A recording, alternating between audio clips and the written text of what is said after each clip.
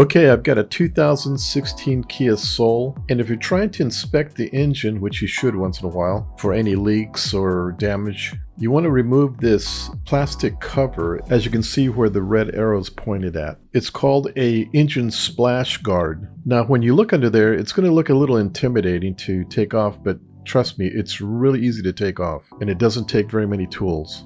The first thing you want to do is you want to pop your hood, or you can leave your hood down either way, but you want to set your ramps in front of your front tires, and you want to roll up on the ramp so you can get ready to work underneath. I find this a lot easier than jacking your car up and putting jack stands on, and it's a lot faster because they have this plastic protective cover underneath. It's here to protect the bottom part of the engine in case a rock kicks up.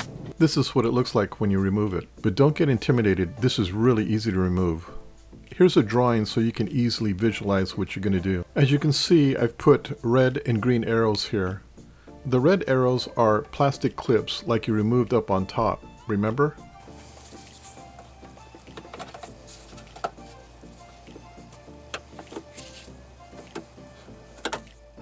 It's kind of the same thing. The green arrows are 10mm screws. So you have 4 plastic clips in the front. You're going to remove those first. And you have 6 10mm screws that you're going to remove. Once you have it removed, it comes right out. It's really easy. Here's mine removed.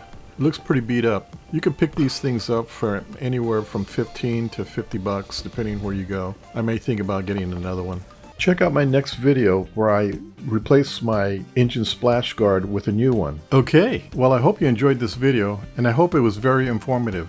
Please check out my other how-to videos. Oh, and check out my new website. There's new items being put in there every day. Don't forget to like and subscribe, and of course, hit the bell. Until then, we'll see you at my next video. Bye!